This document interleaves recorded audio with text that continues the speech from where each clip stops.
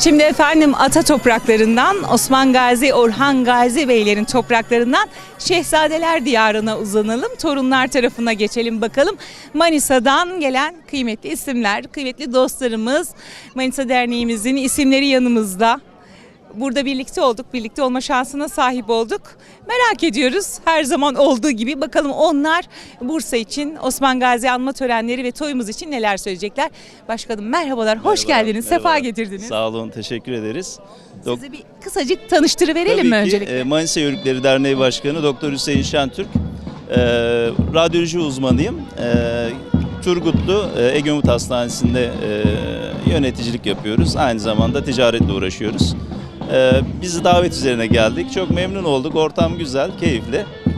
Derneğimizin açılışını yeni yaptık. Yeni kurulmuş bir derneğiz. Yaklaşık 8-9 ay kadar oldu. Yavaş yavaş bundan sonraki tüm etkinliklere katılmak gibi niyetimiz var. İnşallah.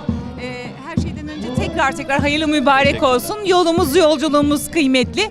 Bununla birlikte bugün çok özel zamanlarda hem bizim için kutsal zamanlara doğru giderken 3 ayların girişinde hem de büyükleri anma günündeyiz. Bir araya geldik, gelebilme şansına sahip olduk. Sizin gönlünüze ne geldi? Osman Gazi, Orhan Gazi denilince, Bursa denilince Manisa'nın da çok özel yanları var ama bu topraklar hepimiz için çok ayrı ve çok değerli değil mi? Evet. Genel anlamda Manisa ile Bursa aslında birbirine çok benzeyen şehirler. Manisa'da bir şehzadeler kenti olmakla beraber aslında Saruhan Beyliği'nin kurulduğu bir yerleşim bölgesi. Ben kendim Kula Yunus Emre köylüyüm. Köyümün kuruluş tarihi 1200'lü yıllar. Yani Yunus Emre'nin zaten yaşadığı dönem 1200-1280'li yıllardır. Aslında Osmanlı'dan önceki dönemdir. Bizim özümüzde her zaman birlik var. Yani bölünme yok. Hiçbir zaman insanları hakir görmek yok. Hiçbir zaman küçümsemek yok. Olduğu gibi kabul etmek var. Bu anlamda bir yörük dediğimiz zaman yörüğün en temel özelliği hoşgörüsüdür. Misafirperverliğidir. Biz burada onu gördük. Sağ olsunlar bizi güzel ağırladılar. Kendilerine teşekkür ediyoruz. İnşallah bizim de bu tarzda etkinlikleri artık Manisa'ya taşımak gibi bir hedefimiz var. Çünkü Manisa tam bir yörük kentidir. Yani %80-85 gibi büyük bir nüfusu yörüktür. Tabii herkes yörük olduğu zaman çok da fazla yörük böyle anlamı olmuyor herkes için. Yani anlatamıyorsun. Şimdi Kula kentinin %100'ü yörüktür. Bir dernek kurduğunuz zaman bir şey ifade etmiyor. Ama şehre geldiğiniz zaman öyle olmuyor. Yeni kültürleri görünce evet diyorsunuz. Bizim kadim bir kültürümüz var. Bu kültürümüzü onlara anlatmak durumundayız. Yani 800, 900, 1000 tane bir hemşeri derneğinden ziyade büyük bir kültürü tanıtmak üzere yola çıktık biz de. İnşallah bu yönde faaliyetlerimize başlayacağız. Yapılanmamızı tamamladık. Bundan sonra inşallah bir plan çerçevesinde sizleri de Manisa'da görmek isteriz. Evet, Şehzadeler şehrinden, Manisa'dan yolculuğumuz tekrar dönüyor ata topraklarına, Osman Gazi'ye, Orhan Gazi'ye. Ruhları şad olsun, gökyüzüyle yeryüzünün arasında varlığımız daim olsun. Onların bize bıraktıkları bu güzel günler bereketli olsun.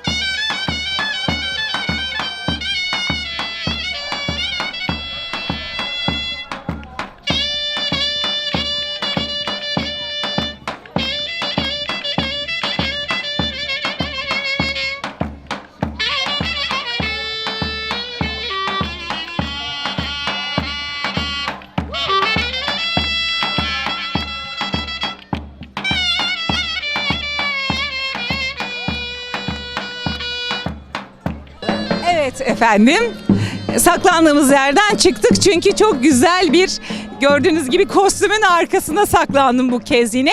Biliyorsunuz ki kültür kervanı olarak bizler gittiğimiz yerde, gittiğimiz yörede varsa ve mümkünse yöreye ait olan, onları anlatan, onların değerlerini aksettiren, yansıtan kıyafetleri tercih ediyoruz. Bursa'da olunca da, Bursa'ya selam verince de hocamıza selam verdik. Bu özel mi özel, güzel mi güzel. Her tanesi, her noktası, her ilmeği, el işi, el yapımı bu güzel kostümü edindik. Hadi gelin kostümümüzün kıymetini ondan dinleyelim ve bir merhaba diyelim. Hocam merhabalar, nasılsınız? Merhaba, teşekkür ederim. Hoş geldiniz Bursa'mıza. Hoş bulduk, sefa bulduk. Siz de toyumuza hoş geldiniz. Hoş bulduk. Aslında ben de yörüyüm. Siz de bizim toyumuza hoş geldiniz. Çok teşekkürler. Yabancı sayılmam. Evet, çok keyif aldığınızı biliyorum. Evet. Dün özellikle kostümü hazırlarken de konuşmuştuk. Burada olmak isteyeceğinizi konuştuğumuzda gözünüzün ışıltısı zaten hemen yansıyor. Kültürün sahiplerindensiniz siz de, koruyanlardan ve aktarmaya çalışanlardansınız. Çok teşekkür ederiz hocam. Ben teşekkür ederim. Şimdi bir anlatalım mı izleyicilerimize? Üzerimdekinin isminden başlayalım, ayrıntılarına doğru gidelim. Tamam. Öncelikle siz de çok güzel taşıyorsunuz. Ben de sizi tebrik ediyorum. Çok yakışmış. Şimdi şöyle, bu kıyafet, dediğim gibi ben yörüyüm. Bu kıyafeti yaparken her aşamasına çok zevk alarak ve çok özen göstererek yaptık. Orijinal olmasına özen gösterdik. Aslına uygun kalmaya çalıştık. Uzun bir sürede çıktı. 7 ay gibi bir sürede tamamladık. Ama bunu ben tek başıma yapmadım tabii ki. Bursa Büyükşehir Belediyesi'nin sanat ve meslek kursları BUSMEK adına yaptım. BUSMEK'in kültürümüze yaptığı bir çalışma oldu. Ben de aracılık yapmış oldum bir anlamda. Bu açıdan hem Büyükşehir Belediyesi'ne hem BUSMEK'e çok teşekkür ediyorum. Aynı zamanda Orhaneli Belediye Başkanımız İrfan Tatlıoğlu da desteklerini esirgemedi sağ olsun. Böylelikle çıktı bu kıyafet ortaya. Evet. Şimdi şöyle, aslında Yörük Türkmen kıyafeti bu ama biliyorsunuz siz de bölge bölge, hatta köy köy farklılık gösteriyor kıyafet. Bu kıyafet tam olarak Orhaneli ve köylerini yansıtan bir kıyafet. Ama bu demek değil ki Keles ya da Kütahya değil, Balıkesir değil. Her bir parçası aslında Yörük kültürünü yansıttığı için ufak tefek detaylarla, farklılıklarla tam olarak Orhaneli bölgesi diyelim ve köyleri diyelim. Evet, o zaman çok da zenginim bu arada ben. Evet, Tam bir kültür zenginim. Aynen. Evet, başımdaki başlıktan başlayalım isterseniz. Ne dersiniz? Şimdi başınızdaki başlık şöyle anlatayım. Çok fazla parça var biliyorsunuz. Biliyorum, evet. O yüzden de yapımı uzun sürdü aslında. Şimdi bu bir gelin kıyafeti. Başınıza çatma denilen şu boncuktan örülen bir şey var. Bu aynı zamanda yörüklerin renklerini gösteriyor. Kırmızı, yeşil, beyaz, doğanın renkleri aynı zamanda bunlar. Ve el işçiliğiyle yapılmış bir şey. Kafada takke denilen yünden yapılmış bir takke var. Dağ yöresi malum soğuk.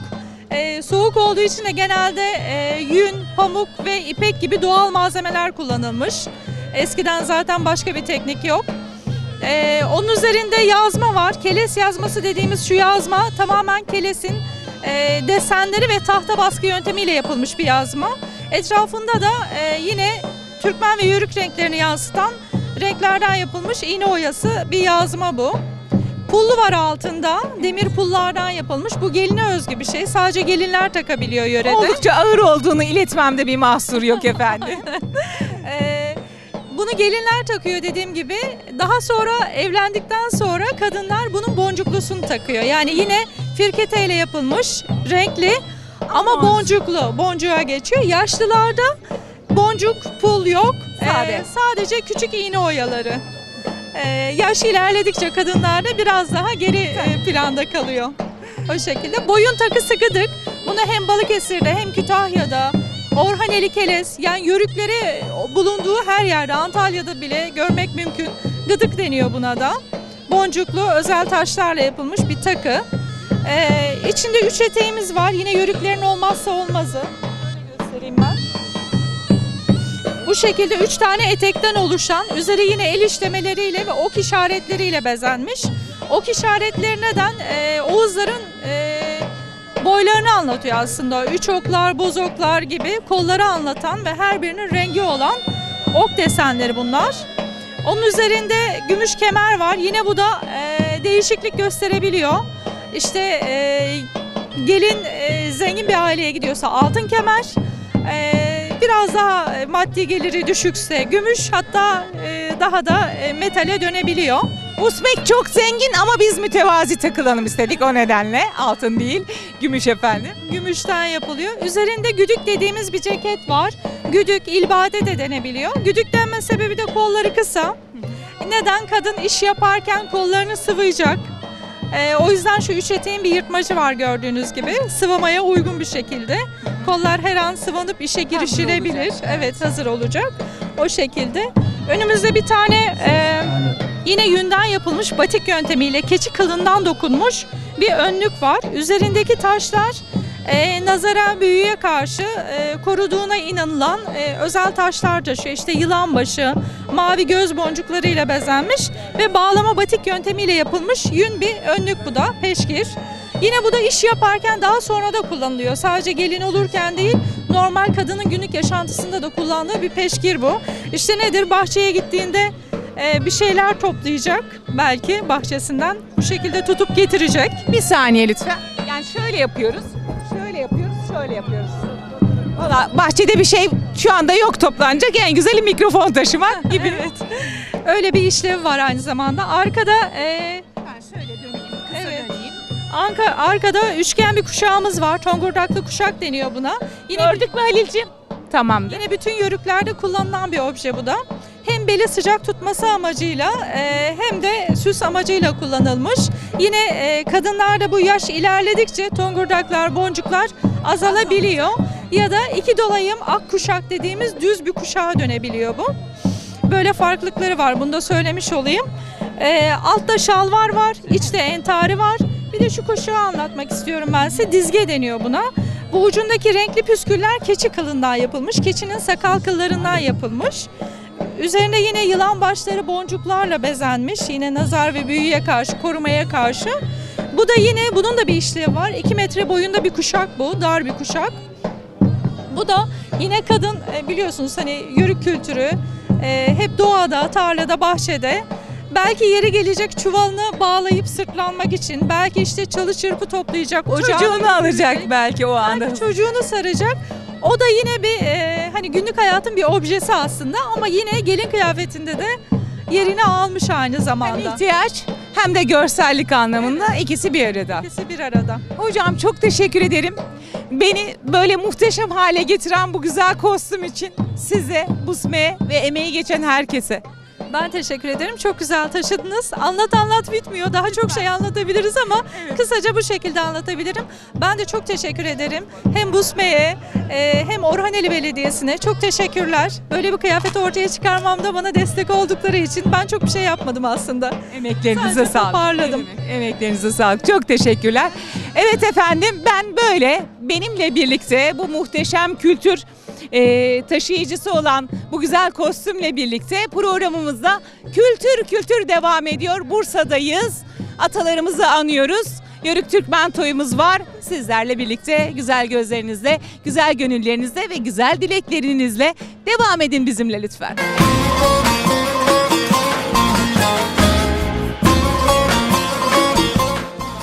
Sevgili izleyicilerimiz, Bursa'dan, ata topraklarından, işte adım adım taşlarından, Çınarlı'nın yapraklarından, şu muhteşem gökyüzünden, ata havasından sizlere seslenmeye devam ediyoruz.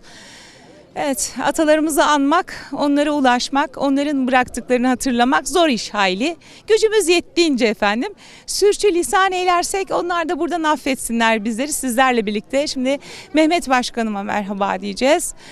Onun duygu ve düşüncelerini alacağız. Burada olmak hepimize çok iyi geldi. Muhteşem bir duygu hissettirdi. Özellikle de çok ihtiyaç hissettiğimiz bugünlerde. Bakalım onlar neler söyleyecek. Başkanım merhabalar. Hoş geldiniz. Sizler de hoş geldiniz. Hoş bulduk, sefalar. Oğuz Boyları Konfederasyonu Genel Başkanı Mehmet Özer. Bugün 9 Nisan 2016. Geçmişimize ait büyüklerimizin hem mezarını ziyaret etmek hem Bursa'da kalan, bugün de onlardan gelerek yaşayan Yörüklerimizi, Türkmenlerimizi ziyaret etmek, Osman Gazi, Ertuğrul Gazi'den bu tarafa yeni nesile kadar geçmişimizin hatıralarını yad etmek için buradayız. Aslında o tarihten günümüze Maksadımız evrensel kültürümüzü yaymak, yeni nesillerle tanışmak ve ülkemizde birlik ve bütünlüğümüze katkıda bulunmak. Onun için buradayız. Bize ait, Yörüklere ait geçmiş çok önemlidir. Geçmişini hatırlamayan geleceğini bilemez, tespit edemez. Bizde geçmiş çok önemlidir. Bakın burası buram buram Yörük kokar, buram buram Türkmen kokar. Burada 1000 yılımız geçmiş bizim. Bastığımız topraklarda adım adım şehitlerimiz var, kanları var. Onların da hatıralarını yad etmek lazım. Allah mekanlarını cennet etsin. Bizleri de layık etsin inşallah. Ne kadar iyi ettiniz, geldiniz. Bakın bizim sesimizi dünyaya duyuruyorsunuz. Eyvallah, o bizim asli Sizlere görevimiz. ayrıca teşekkür ediyorum. Sizin programınız uzun olduğu için diğer arkadaşlarımızın, dostlarımızın da fikirlerini alın. Bu vesileyle Türkiye'de şu anda bizi seyreden, gelecekte seyredecek olan bütün vatandaşlarımıza selam ve saygılarımızı sunuyoruz. Bizde kadın erkek yoktur. Bizde anayasa daha dün yapıldı ama biz 1000 yıldır evde kimin kafası çalışıyorsa o akıllıdır. O evi, o aileyi ve o aşireti o yönetir. Haymana bizim rehberimizdir ve anamızdır. Bugün de hatırası bizde vardır. Bugün de kadınlarımıza Yörük Türkmenler olarak çok saygı duyarız. Kadın kimdir? Kadın anadır, kadın kızımızdır, kadın eşimizdir ve kadın bizim her şeyimizdir. Ve sizler de bak çok güzel bir evladımızsınız. Çok güzel bir kızımızsınız. Tabii şu gördüğünüz yerde yarının adaletini temsil edecek bayan evladımız vardır. Burada hukukçularımız vardır. Onlar da bizim için çok önemlidir ve göz bebeğimizdir. Peki size teşekkür ediyorum. Ben teşekkür Saygılar ederim, sağ sunuyorum. olasın. Haydi efendim, bir de adalete soralım. Biz bugün burada muhteşemiz. Bakalım onlara göre neler hissediyorlar, ne haldeyiz. Efendim merhabalar. Ben Kübra Hakimoğlu. Burada bulunmak gerçekten onur ve gurur verici. Etkinliği sağlayan, bizlerin burada bulmamızı sağlayan herkese çok teşekkür ediyorum. Diyeceklerim bu kadar. Çok teşekkür ederiz. Biz size teşekkür ederiz. Bizi burada yalnız bırakmadınız, birlikte olduğunuz, güzelliğinizi ve kültürü buraya taşıdınız ve geleceğe taşıyacağınız için biz bayrağı teslim edeceğiz. Başkanımın söylediği gibi iyi ki varsınız sizler. Çok teşekkür ederiz. Size de bir merhaba demek istiyoruz efendim. Nasılsınız öncelikle? İyiyim, teşekkür ederim. Sizler de iyisiniz. Çok teşekkür ederiz. Muhteşemiz. Evet. Gayet iyiyiz. Her şey çok güzel bugün. Her günümüz böyle olsun temennisindeyiz. İnşallah. Sizi bir tanıştıralım izleyicilerimizle. Ben Marmara Yörük Türkmen Dernekleri Federasyonu Genel Başkanıyım. Görevime yeni başladım. Öncelikle bir 2-3 aylık bir... Hayırlı mübarek olsun, kolay kılsın inşallah. Sağ olun, teşekkür ediyorum. Biz de federasyon olarak ve Kocaeli'de ikamet ettiğimiz için Kocaeli'den hukukçu, avukat ve hakim arkadaşlarımızla birlikte Osman Gazi'yi anma ve Bursa'nın fethi şenliklerine burada hep beraber iştirak ettik. Burada olmaktan çok mutluyuz, çok gururluyuz. Hem burada atalarımız, ceddimiz, soyumuzu ziyaret etmek hem de buradaki akrabalarımızla beraber olmak, onlarla tanışmak ve kaynaşmak için buradayız. Mutluluğumuz, gururumuz, heyecanımız bir kat daha fazla. Öncelikle bunu söylemek istiyorum. Daha sonra şimdi bu federasyon olarak çalışmalarımız devam ediyor. Yörük kültürü, bizim kültürümüz öz Türk kültürü. Orta Asya'dan gelen Oğuzların, Kayı boyundan gelen Türk kültürünü genç nesiller olarak yaymak, genç kitlelere ulaştırmak, onlara tanıtmak bizim asıl hedefimiz. Çünkü geçmişini bilmeyen bir millet geleceği de yoktur veya geleceği yok olmaya mahkumdur. Ülkemiz şartlarını düşündüğümüzde gelinen bu vaziyette, bu ahvalde genç nesilleri mutlaka bilinçlendirmemiz gerekiyor.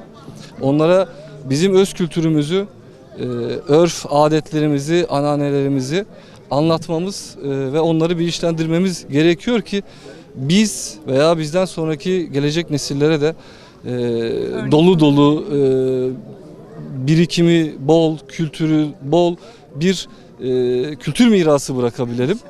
Bu noktada buradayız.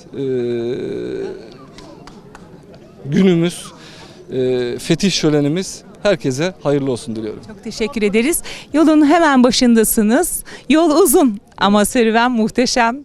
Ben gördüğüm kadarıyla, yaşayabildiklerim kadarıyla yaşayacaklarınıza kefilim. Siz çok daha iyilerini yaşarsınız diye umut ediyorum. Çok teşekkür ediyorum Biz başkanım. teşekkür ediyoruz Kültür Kervanı'na bu mikrofonu, bu sesi bize ulaştırdığı ve bu vesileyle de hedeflerimizi, duygu ve düşüncelerimizi aktarmaya vesile olduğu için biz kendilerine, sizlere çok teşekkür ediyoruz. Eyvallah, onur duyduk biz de.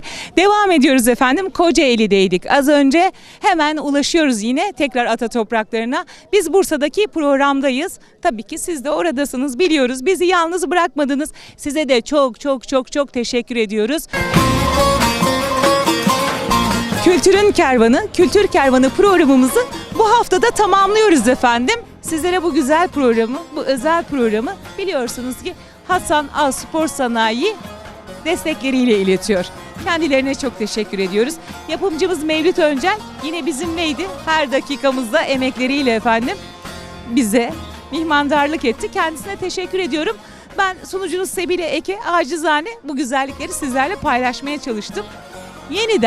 Yine yeni ve özel bölümümüzde Kültür Kervanı'nda buluşuncaya kadar her hafta söylediğimiz gibi sizde kalın, bizde kalın, özde kalın, kültürümüzde kalın ve lütfen ama lütfen yeniden buluşuncaya dek kendinize iyi bakın.